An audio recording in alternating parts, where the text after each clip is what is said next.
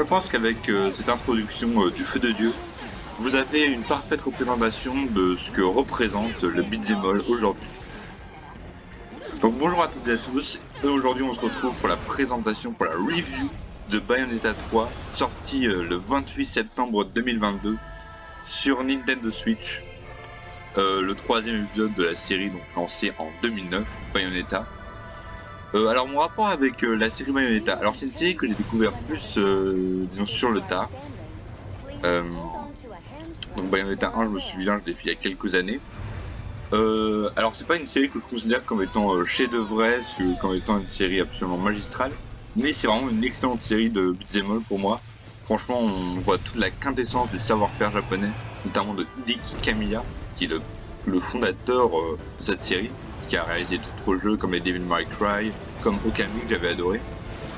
Et ce premier épisode je l'avais vraiment beaucoup apprécié à l'époque, quand je l'avais fait, quand je l'avais découvert. Parce que je trouvais déjà que c'était vraiment frais, c'était une nouvelle manière de concevoir le beat'em all, un peu Kikujab c'est vrai, mais le gameplay était tellement inventif, ingénieux, il y avait tellement de bonnes idées, notamment au niveau du game et level design. Les boss étaient très bons, la BO exceptionnelle, on pense notamment au thème, au remake de Fly Me to the Moon, qui est à la fin du jeu. Donc c'était vraiment une très bonne découverte et franchement si c'était à refaire, je le referais. Après j'ai un peu moins aimé le deuxième sur Wii U, qui était sorti en 2014 il me semble. Je crois que c'est de 2014 de mémoire. Mais je trouvais qu'il avait plus des aspects de boss rush où tu enchaînais les séquences d'action mais sans vraiment réfléchir, sans ce level design et ce game design qui était inhérent au premier. Même à part ça, la BO j'ai trouvé un peu moins réussi, les boss aussi. Bref, c'était un petit peu le premier mais au moins bien. Du coup, ce troisième épisode qui avait été annoncé en 2017, au Game Awards 2017, oui, au Game Awards 2017, on a attendu pendant 5 ans, mine de rien, et il a refait surface en 2021, avec un trailer qui m'a pas donné très envie. J'étais le seul à l'époque à pas être plus emballé que ça, mais je sais pas, la direction artistique m'inspirait pas trop, le gameplay ça avait l'air d'être un peu la même chose. Donc je l'attendais sans attendre, on va dire. Et puis le jeu a débarqué, et il y a eu des notes absolument dithyrambiques, c'est 89 sur Metacritic. C'est pas immense non plus, mais il y a beaucoup. Moi je me méfie quand un note reçoit des notes dithyrambiques comme ça. Et là je suis un peu embêté parce que je pourrais vous la jouer à la Hooper en vous disant mais de toute façon tous les jeux sont surcotés, c'est ces journalistes, ils savent pas noter les jeux. De toute façon cette industrie va mal, y a plus rien qui va. Je suis un peu embêté parce que j'ai surkiffé le jeu. Donc pour une fois vous voyez je suis en accord avec les chers journalistes. Mais pour le coup je comprends pas trop la réaction des joueurs parce que j'ai l'impression qu'il y a plutôt eu de la déception pour ce Bayonetta 3.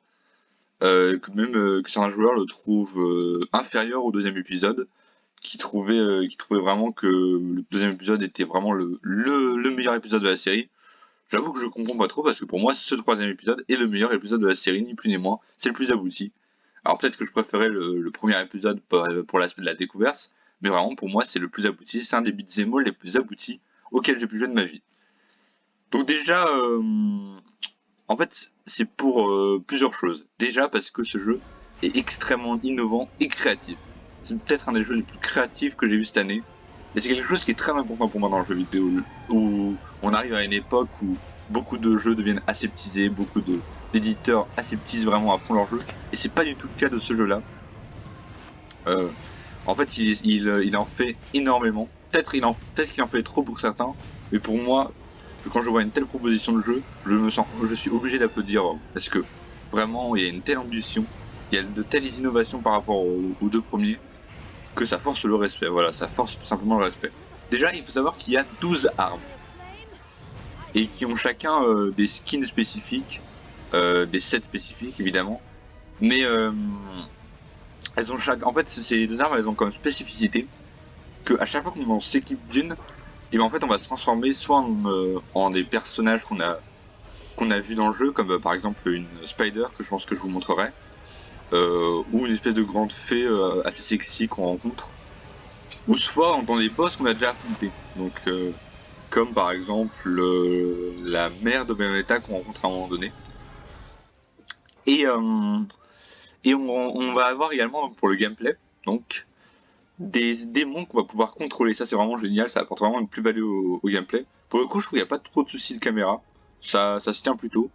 Et surtout le gameplay est varié avec ces démons et il est vraiment impressionnant. C'est des combats et à chaque fois avec eux qui sont vraiment massifs. Et c'est assez génial.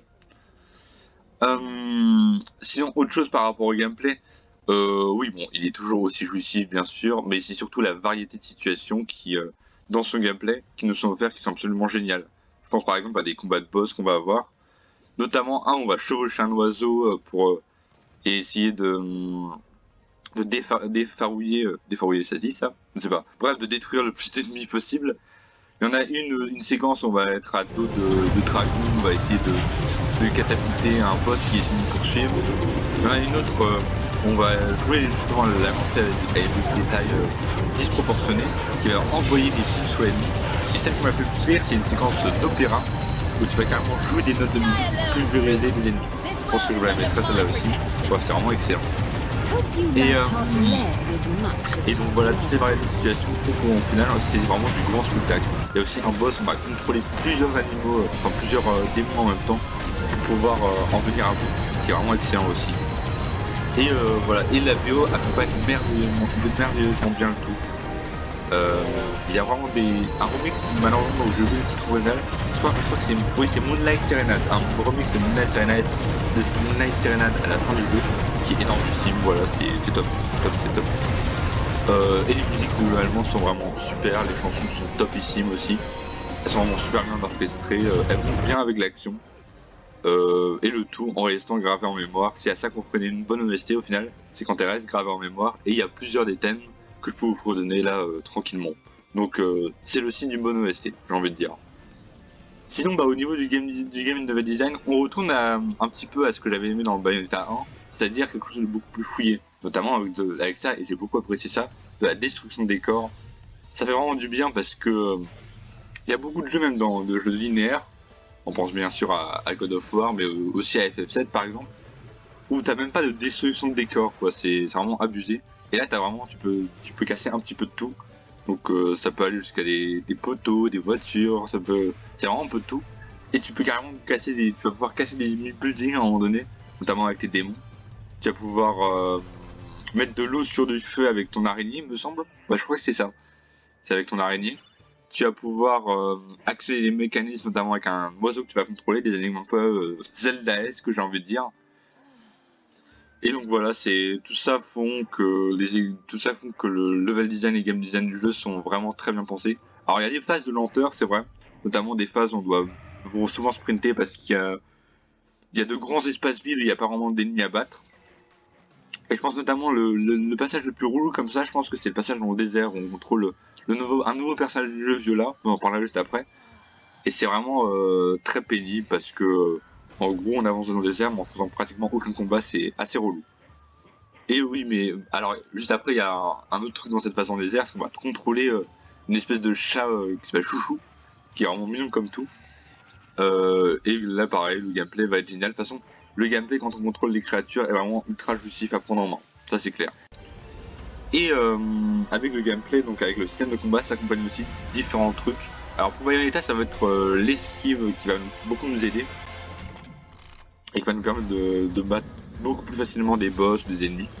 Et avec Viola, donc la nouvelle personnage du jeu, ça va être de la parade, mais qui va être assez chaud à prendre en main, un peu à la manière d'un Dark Souls dans un Sekiro, où tu vas devoir vraiment avoir le bon timing avec ton épée pour parvenir à contrer l'ennemi. Et c'est comme ça que tu vas pouvoir faire des attaques en plus. Bon, concernant le scénario, j'ai envie de dire, on s'en fout, clairement. Beaucoup de gens ont reproché à ce jeu le scénario, mais clairement ça n'a aucun intérêt dans un beat'em all. C'est pas du tout ce qui fait qu'on s'y intéresse. Bon, c'est un truc de scénario un peu claqué, avec un multiverse un peu à la Marvel.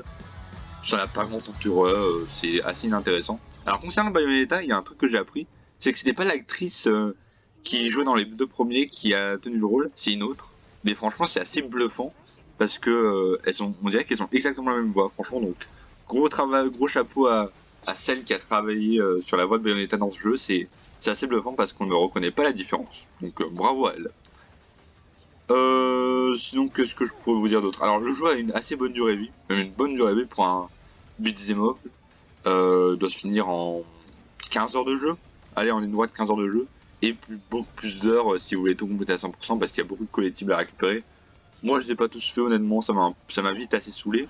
C'est pas vraiment ce que je recherche dans un beat'em all, mais pour celui ou celle qui veut, qui est intéressé, bah c'est toujours assez fun à faire. Donc voilà, est-ce qu'il y a des choses dont je vous ai pas parlé? Alors on pourrait parler... Alors j'ai vu qu'il y a beaucoup de gens qui n'aimaient pas ce nouveau perso, donc Viola. C'est vrai que le design est vraiment assez énervant et la voix à l'américaine m'insupporte assez, mais bon, le gameplay avec elle est vraiment jouissif, encore une fois. C'est un peu plus... peut-être pas le plus dynamique, mais t'as plus... comment dire? T'as plus la sensation d'avoir à faire plus du Ninja Gaiden qu'à du Bayonetta, c'est assez étrange, mais ça fonctionne très très bien, donc c'est très cool à se prendre en main. Alors j'ai pas vraiment parlé des boss, enfin si j'en ai un peu parlé, mais ils sont vraiment très cool. Je trouve ça dommage par contre qu'il y ait certains boss qui sont recyclés, notamment une espèce de guépard je dirais, qu'on voit quasiment, qu'on voit à 4 reprises, c'est assez relou. Il y a pas mal de boss qu'on voit à 2-3 reprises, donc c'est assez pénible, mais c'est un détail en vrai. Bon sinon, je vais pas trop parler des autres personnages, mais parce que je trouve que à part Bayonetta et Jeanne, je trouve que les autres personnages de l'univers ont toujours été sans aucun charisme et pour moi sans aucun intérêt. C'est peut-être un peu méchant de dire ça, mais c'est ce que je pense moi. Alors sinon il y a aussi d'autres phases avec Jeanne, plus donc en 2D mais plus à la Metal Gear Solid je dirais, qui sont pas mal mais bon elles se répètent un peu, donc au bout de la 4ème fois ça commence à être un peu pénible, mais encore une fois ça rajoute de la diversité au jeu, donc c'est vraiment très très cool. Voilà, je pense que j'ai un peu fait le tour, pour une fois on a fait un test plutôt court, c'est cool. Mais comment je positionne Bayonetta? Alors, oui, il y a un autre truc que j'ai pas parlé, bon, que j'ai pas tellement kiffé, enfin si que j'ai bien aimé à certains moments, mais que j'ai pas tellement kiffé dans sa globalité, c'est les QTE du jeu, qui peuvent parfois être assez relou. Moi je suis pas fan des QTE, sauf dans des jeux où c'est vraiment bien maîtrisé comme Shenmue par exemple. Mais après c'est pas si omniprésent que ça pour nous gâcher l'aventure. Ils sont présents, ils sont pas super, mais c'est pas si dérangeant que ça en vrai. Donc on parlait de Bayonetta par rapport aux autres jeux de l'année. Franchement je le classe parmi les meilleurs. C'est pas mon GOTY, quand même je tiens à le dire, c'est pas mon GOTY. Je préfère Elden Ring et je préfère Uppermania. Oula. J'ai pas fait Xenoblade Chronicles 3 mais je pense que si je le ferais bah je préférerais aussi. Si fou je sais pas encore, faudra pas que je le finisse déjà et je vous dirai ça quand je l'aurai fini. Mais voilà, en tout cas clairement c'est un des meilleurs jeux de l'année, un des meilleurs jeux qu'on ait eu sur Switch et un des meilleurs beat'em all qui existent à l'heure actuelle. Franchement ouais. Franchement ouais. Et je trouve ça dommage qu'on n'en fasse pas la promotion parce qu'un certain God of War Ragnarok fait beaucoup parler de lui. Donc vraiment, je sais que cette vidéo va vider, mais tous ceux qui écoutent, franchement, achetez-le de toute urgence. C'est vraiment le jeu à voir sur Switch actuellement, véritablement. Donc c'est le meilleur épisode de la série selon moi. Même s'il n'atteindra peut-être pas la claque qui a été le premier. Enfin, même si la claque, c'est de plus, n'atteindra pas la claque qui a été le premier. C'est clairement un épisode à découvrir, à faire de toute urgence, selon moi. Voilà, je pense que je vous ai à peu près tout dit. J'ai fait à peu près le tour de tout ce que je voulais dire. C'est cool, pour une fois la vidéo a été courte. Et on va voir si t'es là. Bon, je sais pas quand je reprends les tests. J'ai fait une grosse pause, vous l'avez vu, mais de toute façon, vu que c'est pas les vidéos les plus appréciées, vu que elles sont généralement de mauvaise qualité vocale, je sais pas quand j'en referai. Voilà ours. Allez, on va s'arrêter là. Je vous fais des gros bisous et je vous dis à la prochaine. Ciao ciao.